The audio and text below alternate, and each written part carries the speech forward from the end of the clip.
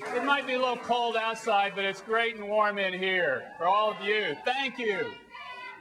Thank you. And I have a number of friends and associates and teachers who are surprised and family who's shocked.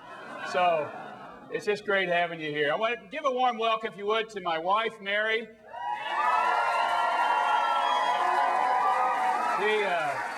She puts up with a lot through this. Abby, our oldest. Yeah. Andy. Liz. And Mark and Jenna.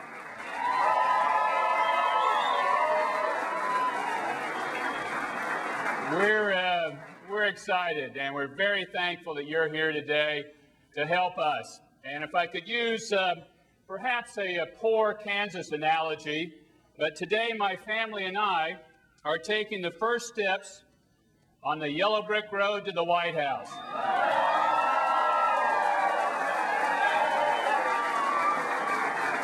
It's a great journey. I'm declaring today my candidacy for President of the United States.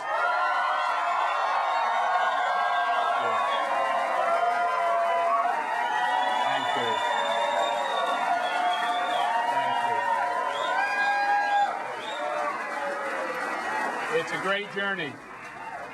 It's a great journey, and ours is a great nation. And I make one pledge to you, to use our greatness for goodness. That's what it's about. We are a great nation because our greatness is built on foundation of fundamental goodness. If ever we lose our goodness, we will surely lose our greatness. Our purposes from the time of our nation's founding have always been bigger than we are. They must be if we're to fulfill our destiny. But destinies are built on daily achievements. Inch by inch, step by step, we press on to our higher callings. And today, I wish to state what I believe those next steps are for our nation and for our people.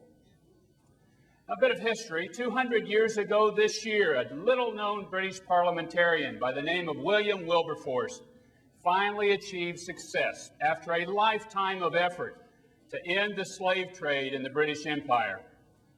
He was a committed Christian who believed his faith should be a force for good in Britain and around the world. Wilberforce had two great passions: ending the slave trade and renewing the culture. Although these goals appeared impossibly lofty, both were achieved. He used Britain's greatness for goodness. Our mandate today has a similar feel. If Wilberforce were alive today, I believe he would passionately fight for the dignity of every human life everywhere without regard to race, wealth, or status. He would. He would fight.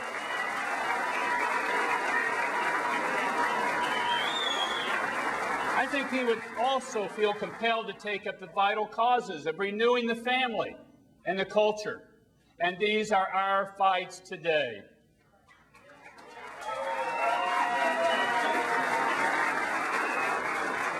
We must fight for the downtrodden and for the voiceless and for the powerless. We must fight for freedom and justice. To do otherwise would be to betray our heritage. But first, our land needs healing. Our people need hope. Our world needs help. And we need reconciliation. Lincoln, I believe, properly observed that a house divided cannot stand long. We're too divided and we need healing. We need to rebuild our families. We need stronger families in this country.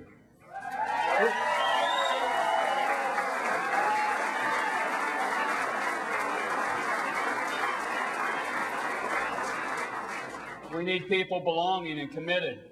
By doing so, we will reduce poverty, strengthen our nation, and increase hope. We need to support the foundational institution of marriage as a union of a man and a woman for life. And we need to support that.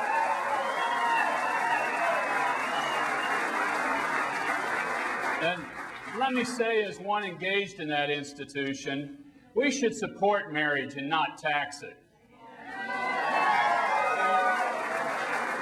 It's wrong to take away welfare benefits just because somebody gets married.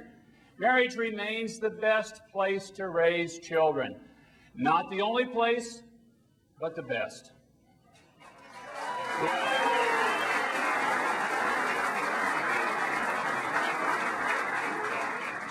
We need to stop wasteful spending. Absolutely. That steals a family's income and then insults them by throwing their money away on pork barrel projects. And we need more opportunities, not more taxes. We need that.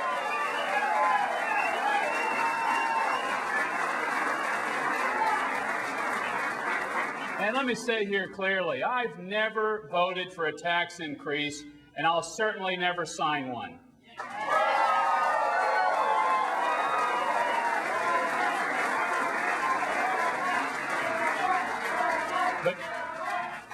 But that's not enough. We need a different income tax system altogether.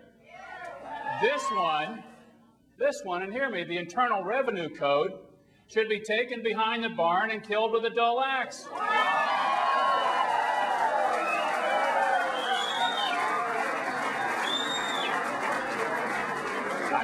I propose the creation of an alternative flat tax which lets the people choose which system works for them.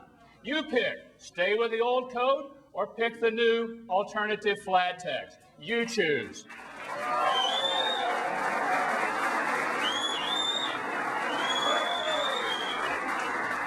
And we need a Social Security system in which all Americans are given a choice in how to prepare for their retirement, a choice they presently don't have.